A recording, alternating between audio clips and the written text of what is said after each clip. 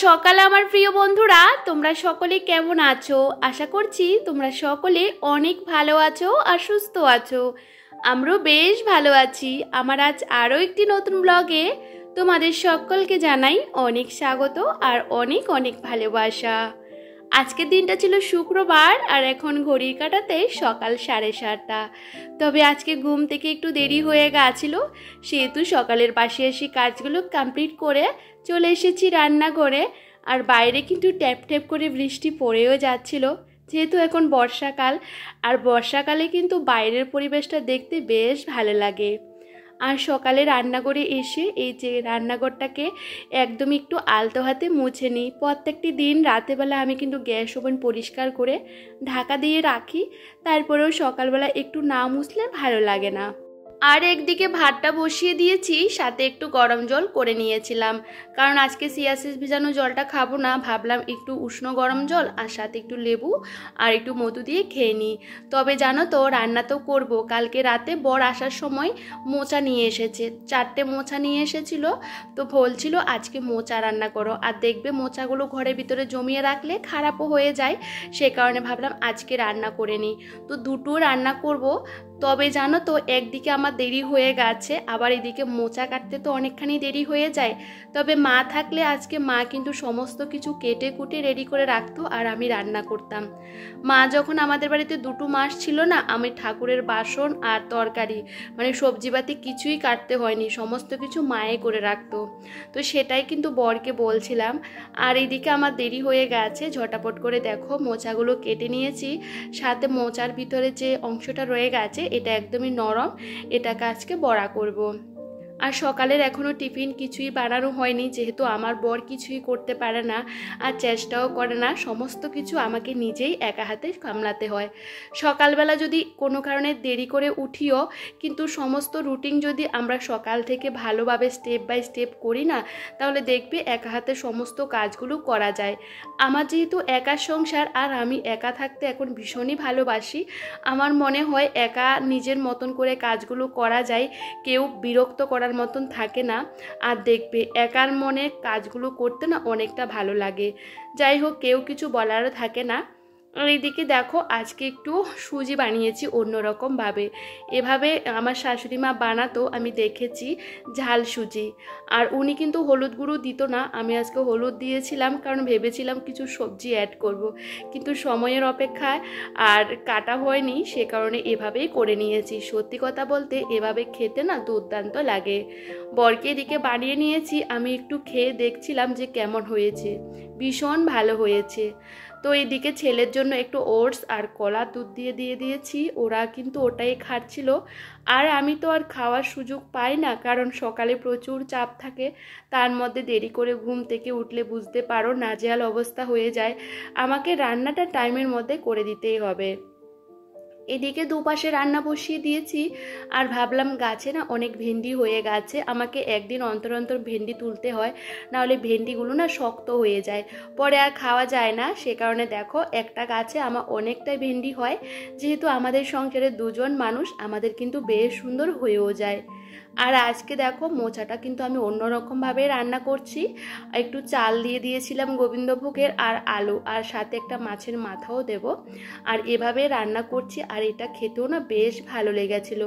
আমি ভাবছিলাম যে এই রান্নাটা করছি, খেতে পারবো তো, কিন্তু যখন রান্না বান্না করেছি এত একটা স্মেল বেরোয়েছে কি বলবো।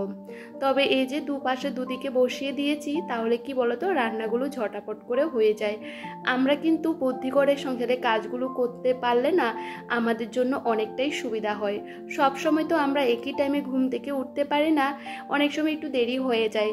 তবে জানো তো, একটু বুদ্ধি খাটিয়ে কাজগুলো করলে সময় মতন কিন্তু সমস্ত কাজগুলোই করা যায়। আর এই যে আমার রান্না বান্নাগুলো ঝটাপট করে হয়েও যাচ্ছে, যেহেতু দুপাশে রান্নাটা বসিয়ে দিয়েছি। আর আগে কিন্তু মোচা কাটতে কাটতে আমার ভাত হয়ে গেছিলো। আর মোচাটা নামানোর আগে একটু ঘি দিয়ে দিয়েছি, তাতে খেতে আরও বেশ ভালো লেগেছে। এই যে আমার মোচার তরকারি হয়ে গেছে, আর দেখো অনেকটাই তরকারি হয়েছে। আর মোচার ভিতরের অংশটা আমি কিন্তু এভাবে বড়া করে নিচ্ছিলাম। এটাতে আমি দিয়েছি শুধু বেসন আর একটু ময়দা, কারণ ঘরের ভিতরে চালের গুঁড়ো নেই। চালের গুঁড়ো দিলে না আরও বেশি মুচমুচে হয়, খেতে দুর্দান্ত লাগে। আমার রান্নাবান্না সমস্তটা কমপ্লিট হয়ে গেছে। এখন বাসনপত্র সমস্ত কিছু বাইরে জড়ো করে রেখে দিয়েছি, কারণ রান্নাঘরটাকে পরিষ্কার না করলে ভালো লাগে না। আমি রান্না করার সাথে সাথে প্রথমে রান্নাঘরটাকে পরিষ্কার করে নিই। কি বলো তো বন্ধুরা, একটা কাজ করে আরেকটা কাজ আমাদের করতে হয়, না হলে অর্ধেক কাজ করে রাখলে না পরে সে অর্ধেক কাজটা করতে না কারোরই ভালো লাগে না। আমি সবসময় আমার কাজগুলো স্টেপ বাই স্টেপ করার চেষ্টা করি। প্রত্যেকটা দিন রান্না করার পর আগে রান্নাঘরটাকে ক্লিন করি, বাসন ধোয়া সমস্ত কিছু আগেই শেষ করি, তারপরে বাকি কোনো কাজকর্ম থাকলেই সেই কাজগুলো আমি শেষ করি, না হলে আমার ভালো লাগে না। আর এদিকে বর কিন্তু বেরিয়ে যাচ্ছে, আর আমি কিন্তু বাসন ধুয়ে দেখো বাইরে রেখে দিয়েছি। এখন বৃষ্টি হচ্ছে না, কিন্তু বাইরের ওয়েদারটা ভীষণই খারাপ, তো রান্নাঘরের যে কাপড়গুলো ইউজ করি সেগুলো আমি একটু ধুয়ে দিয়েছি। আর এদিকে বর বেরিয়ে গেছে, ছেলেকে অল্প করে ফল কেটে দিয়েছি, আর ও ফল খেতে খেতে আমি এই ঘরটাকে গুছিয়ে নেব। কারণ ছোট্ট একটা বাচ্চাকে নিয়ে আমাদের যেহেতু কাজ করতে হয়, কিন্তু ওদেরও কিন্তু খেয়াল রাখার আমাদের দরকার। সবসময় তো কাজকর্ম করি, কিন্তু তার পেছনেও কিন্তু আমাদের অনেকটা পরিশ্রম করতে হয়। একটা গৃহিণী কিন্তু সকাল থেকে রাত পর্যন্ত প্রচুর পরিশ্রম করে, তারপরে একটু যদি শান্তিতে বসে তাহলে তার থেকে আর ভালো কিছু হতে পারে না। ছেলে দেখতে পাচ্ছ এখানে সেখানে হাঁটাহাঁটি করছে, ওর খাওয়া হয়ে গেছে আর বলছে খাবে না। তো কি করবো বলো তো, ও এরকমই আমার সাথে সাথে একটু ঘোরাফেরা করে, যেহেতু বাড়িতে একা থাকে তো ওকে একটু সময় দিতে হয়। তবে সকালবেলা আমি এতটা ব্যস্ততা থাকি, আর সবাই কিন্তু সকালবেলা প্রচুর ব্যস্ততার মধ্যে দিয়ে যায়, তবে আমি সবসময় সকালের সমস্ত কাজগুলো টাইমের মধ্যে শেষ করে নেওয়ার চেষ্টা করি। কাজকর্ম থাকলে না কারোরই ইচ্ছে করে না একটু বসে থাকতে। যদি শরীরটা বেশি একটা খারাপ লাগে তখনই আমি একটু বসি, না হলে একদমই বসি না। আমি কাজগুলো শেষ করে তারপরে কিন্তু একটু বসি। আর এদিকে ছেলে দেখতে পাচ্ছ উপরে বসে বসে আবারও ফলটা খাচ্ছিল, ও খেতে চাইছিল না, তো আমি অল্প অল্প করে ওকে দিচ্ছিলাম আর কি। কারণ সকাল থেকে না ও বেশি কিছু একদমই খেতে চায় না, কারণ ও না ওর মতন করে থাকতে ভীষণই পছন্দ করে। খাবার দাবার এতটাই কম খায় কি বলবো, কোনো একটা খাবার দিলে অনেকক্ষণ সময় লাগে ওকে খাওয়াতে হয়। তবে আমি না সব সময় পারি না, কারণ আমার সকালবেলা প্রচুর কাজ থাকে, সকালের দিকটা আমার বরে কিন্তু সামলায়। আর ও কিন্তু ফল টলগুলো নিজে হাতে খেতে পারে, কিন্তু অন্য ভাত টাতগুলো আমাকে খাইয়ে দিতে হয়, আর সকালের টিফিনটাও কিন্তু খাইয়ে দিতে হয়, ও খেতে পারে না। যাই হোক, এদিকে ও বসে বসে এদিকে খাচ্ছিল আর মোবাইল দেখছিল, আর এদিকে দেখো ঘরটাকে ভালো করে গুছিয়ে নিচ্ছি। আর এমনিতেও আমার ঘর দুয়ারগুলো গোছানোই থাকে, তবে একটু অগোছালো থাকলে আমার ভালো লাগে না, সেটা আমি গুছিয়ে নিই। খাটের নিচটার প্রত্যেকটা জিনিসগুলো দেখে দেখে পরিষ্কার করে নিয়েছি, কারণ খাটের নিচে দেখবে প্রচুর ধুলো টুলো এটা সেটা ঢুকে পড়ে। আর অনেক সময় ছেলে খাবার দাবার খেলে না চিপসের প্যাকেট এটা সেটা সমস্তটা খাটের ওই দিকে ফেলে দেয়, তো সেগুলোকেও আমাকে মাঝে মধ্যে পরিষ্কার করে বের করতে হয়। আর ভিতরে কোটো কোটো থাকলে না এ সমস্ত কিছু থাকলে ভালো লাগে না। যাই হোক, এখন বাইরের জায়গাটাও ঝাড় দিয়ে নিচ্ছি। বাইরের জায়গাটা তো পুরো কাদা কাদা হয়ে গেছে, হাঁটতে পারি না, ভীষণ অসুবিধা হয়। সকালবেলা ঝাড় দিই সামনের জায়গাটা, কি করবো বলো তো, না ঝাড় দিলেও ভালো লাগে না। আর এখন ঘর থেকে সমস্ত কিছু আমি বের করে বারান্দাতে জমিয়ে রাখি। এই যে ঘর থেকে এখন বের করে ডাস্টবিনের বালতির মধ্যে রেখে দিয়েছি। ঘরের সামনে ফেলে রাখলে না ভালো লাগে না, দেখবি কীরকম একটা লাগে।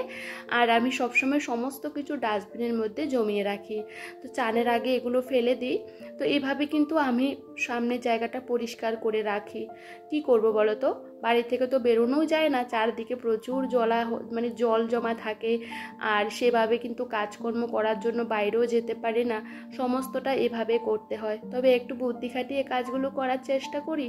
তবে চলো, এদিকে সমস্ত বাইরের কাজ করে কিছু জামা কাপড় ধুয়েছিলাম, সেগুলো বাইরে একটু ছড়িয়ে দিয়েছি, আর ভাবলাম চলো ঘর দুয়ারগুলো মুছে নিই। আর এদিকে আমি এক এক করে পুরো ঘর বারান্দা সমস্ত কিছু মুছে নিচ্ছিলাম। আর বারান্দাটার অবস্থা দেখতে পাচ্ছ ভীষণই খারাপ। ছেলে এগুলোকে ওই যে হাত দিয়ে উঠিয়ে উঠিয়ে নেয় আর কি, তো কিছু করার নেই, আর মুছতে ভীষণই অসুবিধা হয়। আর আমি এদিকে চান করে চলে এসেছি, ঠাকুর পুজোটাও দিয়ে দিচ্ছিলাম। ছেলেকে এখন চান করাইনি, কারণ এখন বাজে 11টা, তো ভাবলাম আমি আগে চান করে পুজোটা দিয়ে দিই, পরে ছেলেকে চান করাবো, কারণ ছেলে এখন বাইরে বসে বসে খেলা করছিল, তো ভাবলাম চলো আগে পুজোটা দিয়ে দিই। এই মুহূর্তে একটুখানি দেরি হয়ে গেছে, ছেলেকে খাইয়ে দাইয়ে ঘুম পাড়িয়ে দিয়েছি আর এখন বসেছি খেতে। আর বাইরে ভীষণ ঝলমলে রোদ উঠেছে, আর আমি যে কাঁচা দোয়াগুলো করেছিলাম সেগুলো একটু উল্টে পাল্টে দিয়েছিলাম।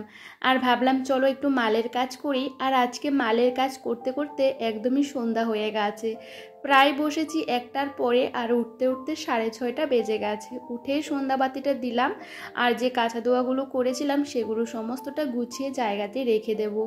এখন বর্ষাকাল, দেখবে 1 দিন 2 দিন জামা কাপড় পরলে না সেগুলো না ধুলে ভালো লাগে না, তো সেটাই কিন্তু আমি করি। আর এখন গুছিয়ে জায়গাতেও রেখে দিচ্ছিলাম। আর এখন যাব রান্নাঘরে ছেলের জন্য টিফিন বানাতে। আর ছেলের জন্য টিফিন বানাতে এসে দেখি এই যে মটরগুলোর মধ্যে থেকে দেখি প্রচুর পরিমাণে হয়ে গেছে, পোকা হয়ে গেছে। এখন তো বর্ষাকাল, একটা দিদিভাই আমাকে কমেন্ট করে বলেছিল যে এই সমস্ত জিনিসগুলো ফ্রিজের মধ্যে রাখার জন্য। তো ভাবছি ফ্রিজের মধ্যেই রাখবো। জানো তো 1 সপ্তাহ হয়েছে, আর আমি কিন্তু মাঝে মধ্যে আমার ঘরের সমস্ত কিছু রোদে দিই, তারপরেও দেখো এরকম অবস্থা। তো দেখছি এমনিতে ভিতরে এখনও পোকা টোকা কিছু হয়নি, বাইরে থেকে ধরে নিয়েছে। তো সেগুলোকে চেলে চেলে আমি পোকাগুলোকে বের করেছি, অনেক পোকা হয়েছে জানো তো। তো এখন ফ্রিজের মধ্যে রেখে দেব, আর কিছু ভিজিয়ে রাখবো, ভিজিয়ে তারপরে ফ্রিজের মধ্যে রাখবো, অল্প অল্প করে রান্না করেও খেতে পারবো। তো দেখো ছেলের জন্য আজকে দুধ আর হরলিক্স দিচ্ছিলাম সন্ধ্যার সময়, কারণ এই যে সন্ধ্যার সময় একটু হালকা পাতলাই খাবার দিই, কারণ রাতে না খাবার খেতে চায় না, সে কারণে। তবে চলো বন্ধুরা, আজকে সন্ধ্যার টিফিনটা দিয়ে ব্লগটা শেষ করছি। তবে চলো, আজকে ব্লগটা যদি তোমাদের কোনো অংশে ভালো লেগে থাকে প্লিজ কমেন্ট করে জানাবে। সবাই সবার পরিবারকে নিয়ে অনেকটা ভালো থেকো, সুস্থ থেকো।